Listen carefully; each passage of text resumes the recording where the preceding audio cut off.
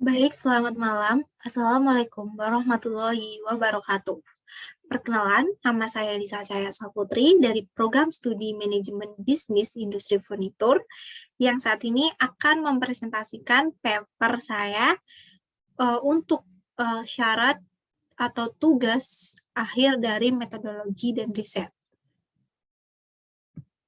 Nah, jadi sebentar ya teman-teman, ini saya munculkan dulu presentasinya. Oke. Di kuliah metodologi dan riset itu ada 2 dosen pengampu, yaitu yang pertama ada Bapak Denny Saputra, yang kedua ada Bapak Supardi. Baik, lanjut.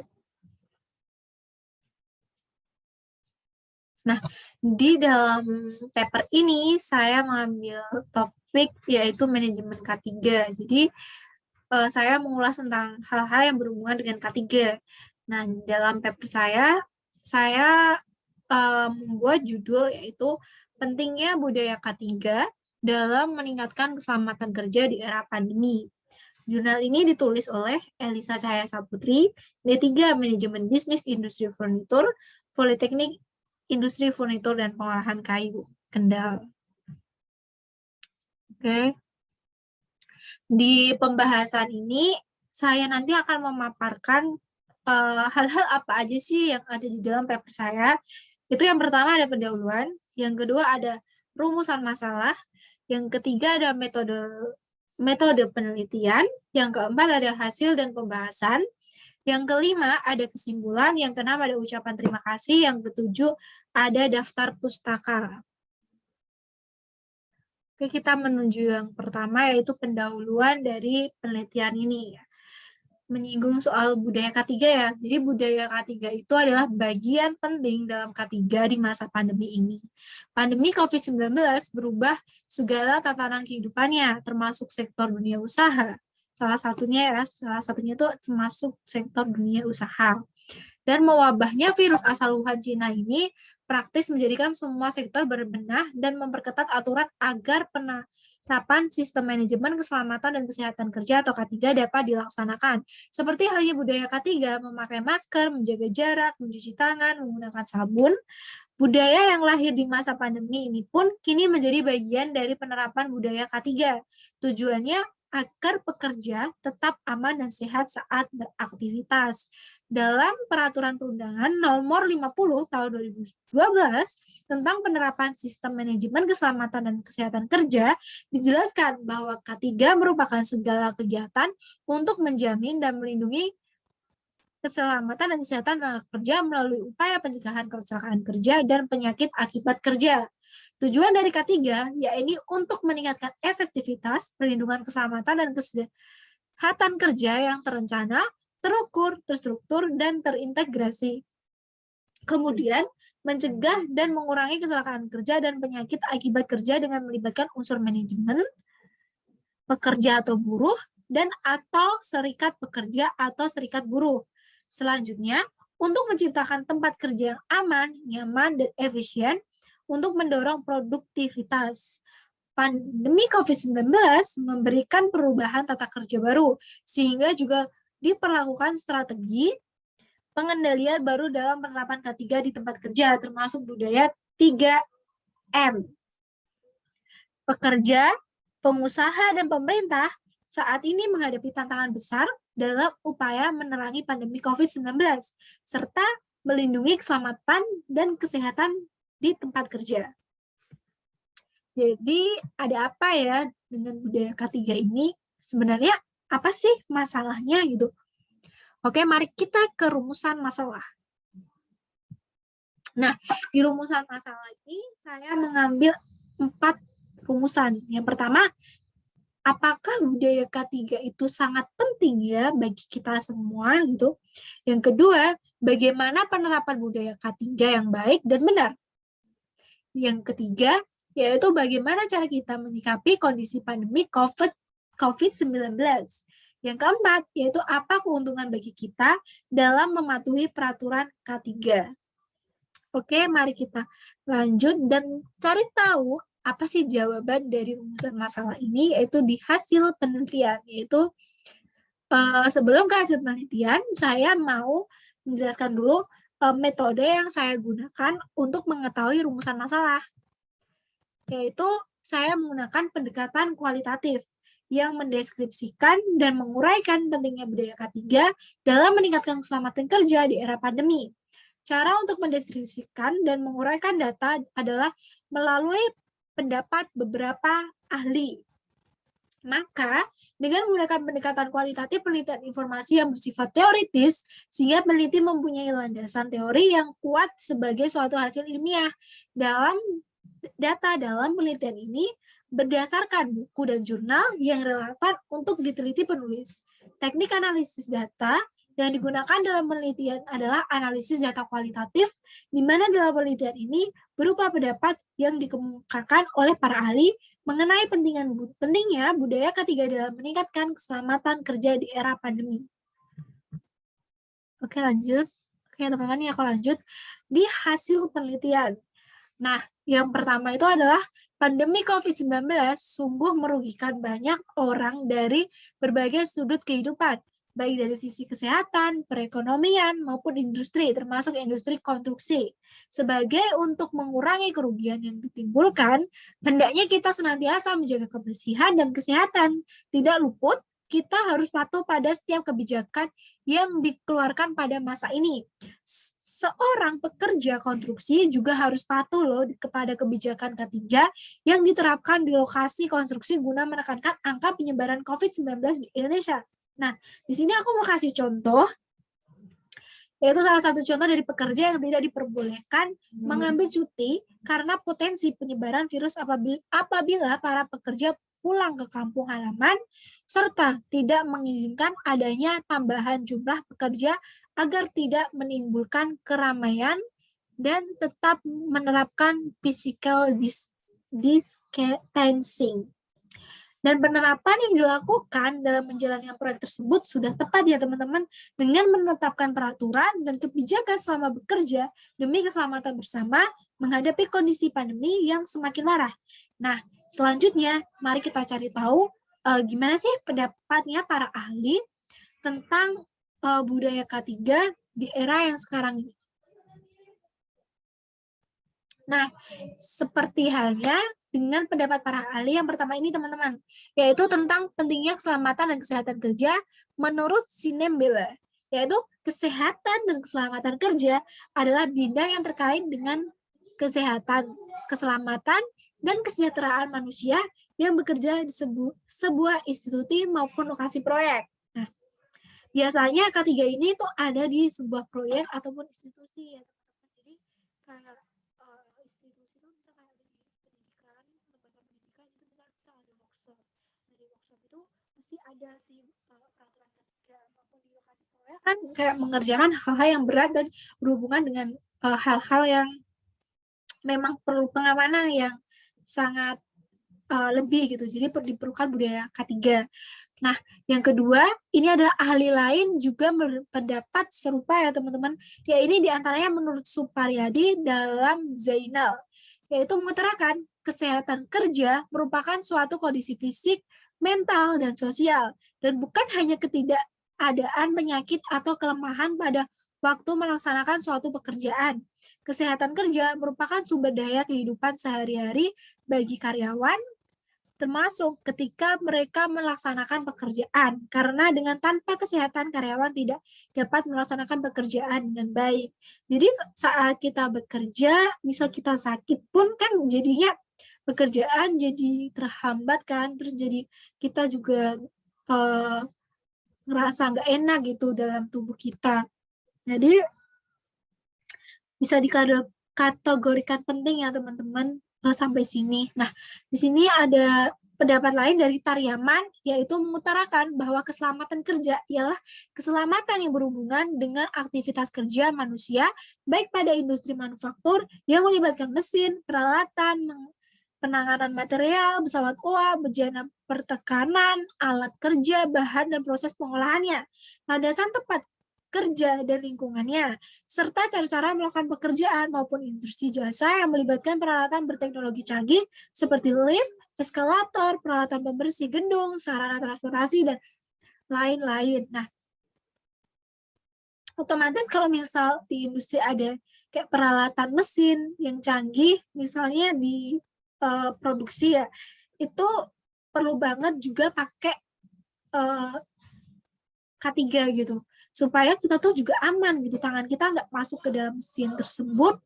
Kalau misal tangan kita masuk ke mesin tersebut, kan bisa jadi terjadi kecelakaan kerja kan, dan itu juga akan bakal merugikan diri sendiri dan merugikan perusahaan juga kan gitu. Nah, terus ini ada pendapat lain yang muncul dari Leonsi Megginson dalam hal Mali, yaitu keselamatan dan kesehatan kerja atau K3 yang mencakup istilah risiko keselamatan dan risiko kesehatan keselamatan kerja menunjukkan kondisi yang aman atau selamat dari penderitaan, kerusakan, atau kerugian di tempat kerja. Nah, kerugian di tempat kerja ini yang seperti aku jelasin tadi, yaitu misal kita ada karyawan yang melakukan kesalahan ataupun merusakkan alat, ataupun misal karyawan tersebut mengalami luka di tangan yang mengakibatkan para pekerja itu harus cuti, jadinya sementara proses produksi kan tetap harus jalan nih, jadi kan akan menghambat juga kan proses produksinya dengan pengurangan tenaga kerja yang cuti tadi gitu. Nah, kita lanjut ya, teman-teman. Nah, di sini ada salah satu pendapat ahli juga tentang tujuan kesehatan dan keselamatan kerja mengemukakan menurut Sinambela lagi ya, teman-teman. Jadi, tujuan K3 adalah untuk melihara kesehatan dan keselamatan lingkungan kerja. Selain itu juga melindungi rekan kerja, keluarga pekerja, konsumen, dan orang lain mungkin yang terpengaruh kondisi lingkungan kerja. Seperti yang tadi, contoh kasus yang aku kasih contoh, petugas proyek itu dilarang untuk pulang ke rumah karena di kondisi di proyek itu COVID-nya tuh sangat naik gitu. Apabila mereka pulang, itu kan bakal membahayakan keluarga kan pastinya. Nah, di sini sama dengan kayak yang apa yang dikemukakan oleh Sinambela gitu. Oke, lanjut ya teman-teman. Nah, jadi adalah ini semua itu K3 itu adalah kewajiban juga ya bagi setiap karyawan untuk mematuhi apa yang telah dibuat perusahaan, kepatuhan karyawan untuk menggunakan semua peralatan kerja dengan sebaik-baiknya juga supaya enggak mohon maaf, supaya tidak merugikan juga perusahaan. Nah, jadi bukan hanya menguntungkan karyawan semata ya, tetapi juga terhadap aktivitas kerja. Sebaliknya lagi, perusahaan merupakan kewajiban untuk membuat program kesehatan dan keselamatan kerja dengan sebaik-baiknya, termasuk terus melakukan proses pengawasan. Hal ini penting dilakukan agar masing-masing pihak tidak ada yang dirugikan. Ya, jadi dari pihak karyawannya juga harus punya kewajiban untuk menaati, dan dari pihak perusahaannya pun juga harus membentuk sebuah manajemen K3-nya dengan baik dan benar, sehingga nanti bakalan dapat diterapkan oleh para karyawan dengan baik dan benar juga gitu. Terus ini juga ada menurut Sinambela lagi nih teman-teman. Jadi kesehatan dan keselamatan kerja itu cukup penting ya bagi moral, legalitas, dan finance. Semua organisasi itu memiliki kewajiban untuk memastikan bahwa pekerja dan orang lain yang terlibat tetap berada dalam kondisi aman sepanjang waktu. Nah, selanjutnya itu adalah pelaksanaan K3 meliputi pencegahan, pemberian sanksi, kompensasi, juga penyembuhan luka dan perawatan untuk pekerja, serta menyediakan perawatan kesehatan dan cuti sakit. Manfaat dari tempat kerja yang aman dan sehat sehingga dapat melaksanakan pekerjaan secara efektif dan efisien.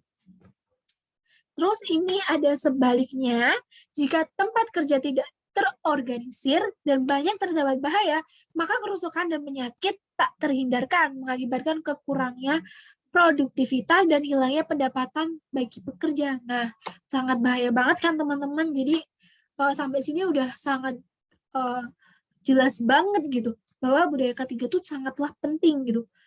Terus selanjutnya nih ada menurut Taher Pelaksanaan program keselamatan dan kesehatan kerja bagi karyawan sangatlah penting karena bertujuan untuk menciptakan sistem keselamatan dan kesatuan kerja dengan melibatkan unsur manajemen, tenaga kerja, kondisi dan lingkungan kerja yang terintegrasi dalam rangka mengurangi kecelakaan kerja. Jadi sampai di sini udah kayak jelas banget gitu bahwa keselamatan kerja, budaya kerja itu tidak lepas dari karyawan, perusahaan, dan lingkungannya sendiri.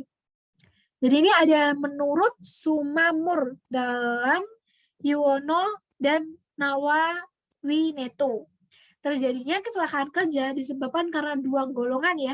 Golongan yang pertama adalah faktor mekanis dan lingkungan.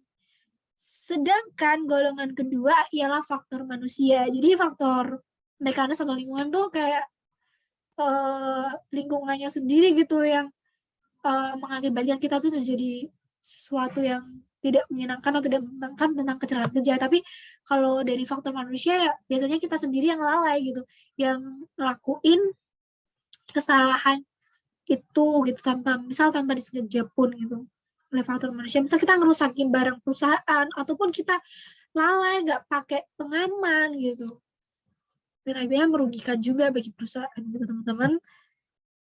Nah, ngomong-ngomong ya soal angka kecelakaan kerja itu di tahun 2020 tuh meningkat ya teman-teman. Menurut data BPJAM Sostek ya, angka klaim kecelakaan kerja pada semester 1 2020, yakni dari Januari sampai dengan Juni meningkat 128%.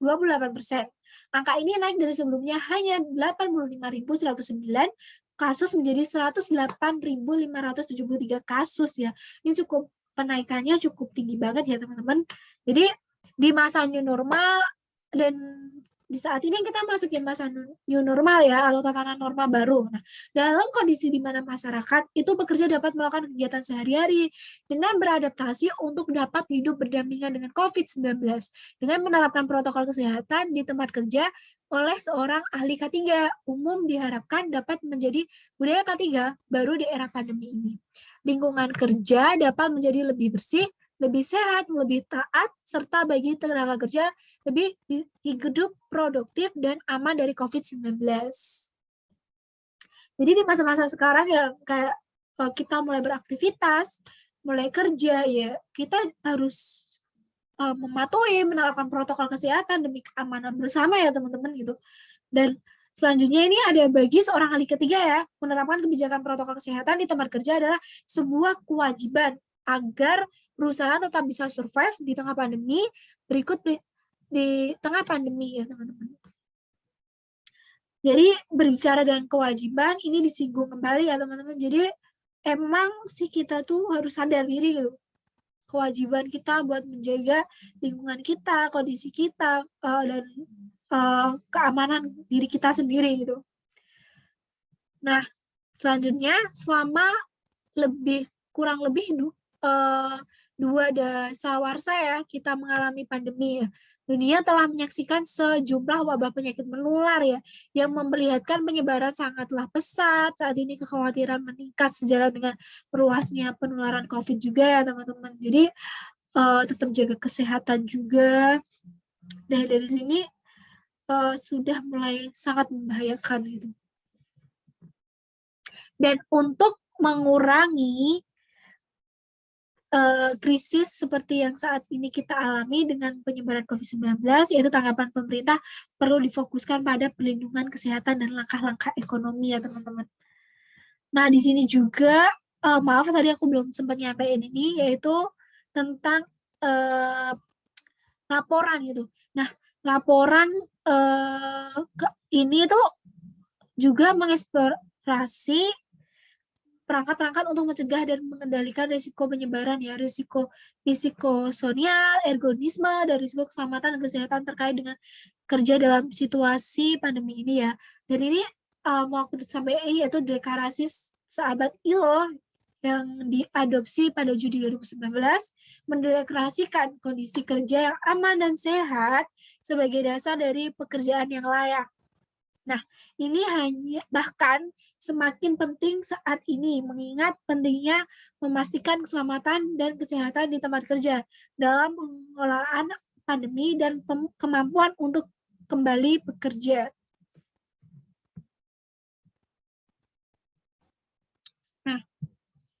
dari kesimpulan hasil pembahasan penelitian tadi itu, ini udah aku rangkum ya teman-teman. Jadi berdasarkan deskripsi atau uraian tersebut, maka dapat disimpulkan bahwa penerapan budaya K3 atau kesehatan dan keselamatan kerja sangat penting ya.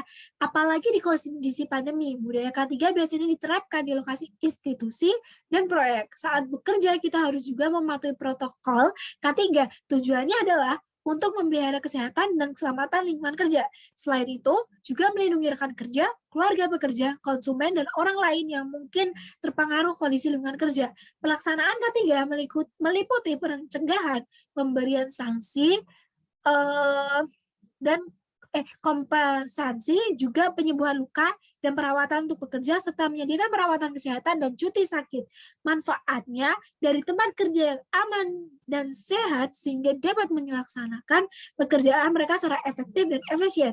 Faktor organisasi secara tidak langsung juga menyebabkan terjadinya kecelakaan kerja dengan menciptakan lingkungan kerja yang memicu tenaga kerja untuk melakukan tindakan yang tidak aman.